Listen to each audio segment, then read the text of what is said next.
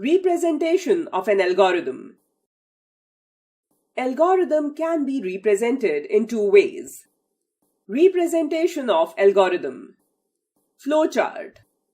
Start, input, process, end. Pseudocode.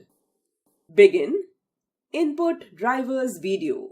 Closed eye count 0.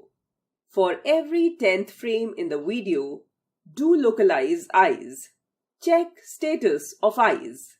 If eyes are closed, then closed eye count is equal to closed eye count plus 1.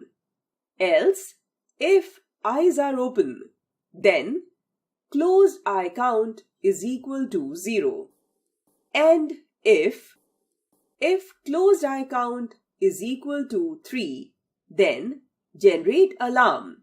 Closed eye count is equal to 0. And if and for end.